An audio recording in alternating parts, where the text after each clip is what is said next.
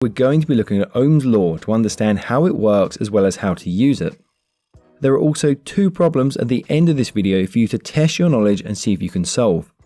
So what is Ohm's law?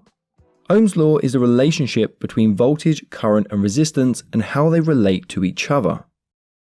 Ohm's law was developed by a German physicist named George Ohm, who undertook many experiments to develop his theory, including measuring current by touching live electrical circuits to see how much it hurt.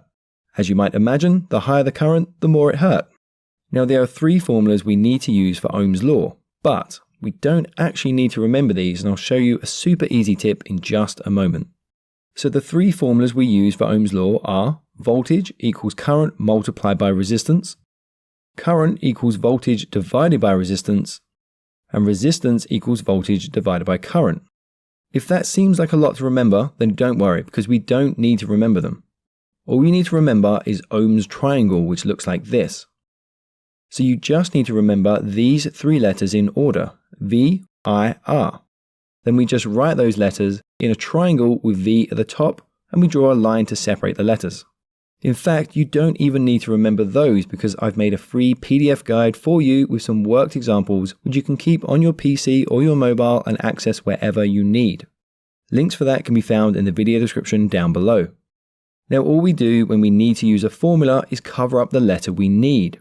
So if we want to find the voltage, then we write V equals, and then we cover up the V in the triangle. That leaves us with I and R. So we write I multiplied by R, which means voltage equals current multiplied by resistance. You can write a little multiplication symbol in the triangle between the 2 letters if it helps you. Now I know what you're thinking, why is current represented with the letter I and not a C for current, or even a letter A for the unit of ampere? Well, the unit of current is the ampere, or the amp, and this is named after André Ampère, a French physicist. A couple of 100 years ago, he undertook lots of experiments, many involved varying the amount of electrical current.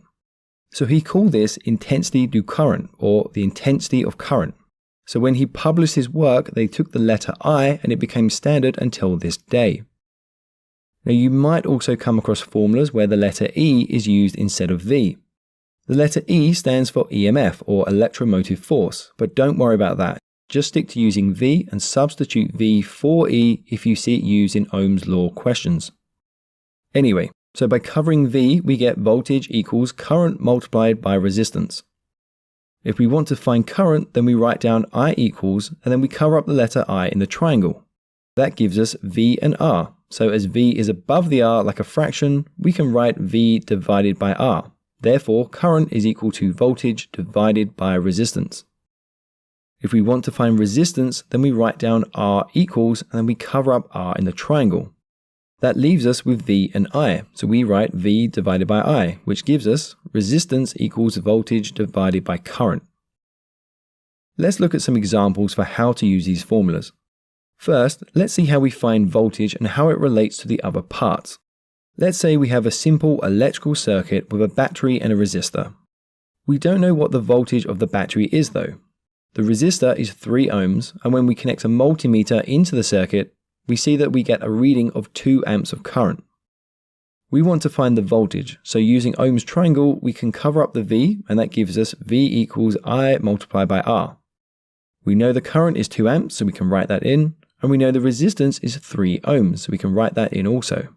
Therefore, 2 amps multiplied by 3 ohms gives us 6 volts. The battery is therefore 6 volts. Now if you want to check your answers for Ohm's questions, then I've built a free calculator on the website. You can just drop your numbers in and it will do the calculation for you. Links for that again in the video description down below. Coming back to the circuit, if we now double the voltage by connecting 2 6-volt batteries in series, we get 12 volts. If we now connect this to the same circuit, the current also doubles from 2 amps to 4 amps. If we double the voltage again to 24 volts, the current will also double to 8 amps. So what's the relationship here? We can see that current is therefore directly proportional to voltage. If we double the voltage, we double the current. Remember, voltage is like pressure, is the pushing force in the circuit. It pushes the electrons around the wires, and we place things like lamps in the way of these electrons so that they have to flow through these, and that causes the lamp to light up. By doubling the voltage, we see that the current also doubles, meaning that more electrons are flowing, and this occurs as we apply more pressure or more voltage. This is just like if we were to use a bigger water pump, then more water will flow. Okay, so what about finding current? Let's say we now have a 3 ohm lamp connected to a 6 volt power supply. To find the current, we write down I equals, and then we cover up I in the triangle. That gives us V divided by R, so current equals voltage divided by resistance. We know the voltage is 6 volts and the resistance is 3 ohms, so the current is therefore 2 amps, and that's what we see on the multimeter. By the way, if you don't have a multimeter, then I highly recommend you get one. It's essential for troubleshooting, but also building your essential electrical knowledge. I'll leave some links down below for which one to get and from where. So we saw what happens when we use a resistance of 3 ohms in the circuit. But if we double the resistance to 6 ohms by placing another 3 ohm lamp into the circuit, the current halves to just 1 amp. If we double the resistance again to 12 ohms, the current will halve again to 0.5 amps. We can visually see this because the lamps will become less bright as the current reduces from the increase in resistance. So what's the relationship here? We can see that the current is inversely proportional to the resistance. When we double the resistance, the current will decrease by half. If we halve the resistance, the current will double. Current is the flow of electrons, or the flow of free electrons. For us to make this lamp shine, we need to push electrons through it. How do we do that? We apply a voltage across the two ends. The voltage will push the electrons. The atoms inside the copper wire have free electrons in their valence shell, which means they can very easily move to other copper atoms. They will naturally move to other atoms by themselves, but this will be in random directions, which is of no use to us. For the lamp to turn on, we need lots of electrons to flow in the same direction. When we connect a voltage source, we use the pressure of the battery to push the electrons through the circuit all in the same direction. For example, to power this 1.5 ohm resistive lamp with a 1.5 volt battery requires 1 amp of current.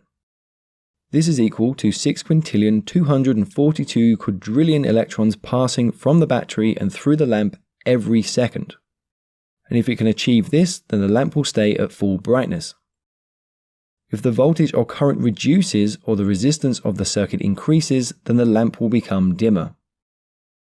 Okay, now let's look at finding resistance. Say we have a resistive lamp connected to a 12 volt power supply.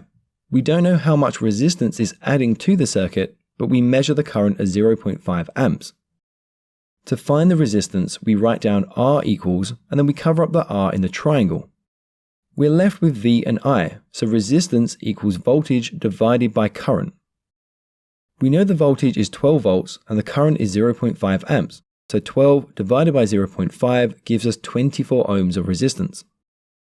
Resistance is the opposition to the flow of electrons. It tries to prevent electrons from flowing. That's why we use resistors in circuits to reduce the current and protect components such as an LED. If we try to connect an LED directly to a 9 volt battery, it will blow out because the voltage and the current are too high. But when we add a resistor into the circuit, then these are reduced, so the LED is protected and will shine brightly. So given the circuit, we can increase the current by increasing the voltage, or we can also increase the current by reducing the resistance.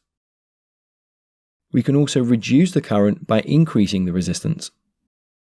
Okay, time for you to test your skills. Can you solve these problems? I'll leave a link for the answer and the solution in the video description down below. Problem 1. Let's say we have this lamp which has a resistance of 240 ohms. If we plug this into an outlet in the US, which uses 120 volts, what will the current be? Problem 2. If I plug the same 240 ohm resistive lamp into an outlet in the UK, we get a current of 0.958 amps. So what is the voltage being applied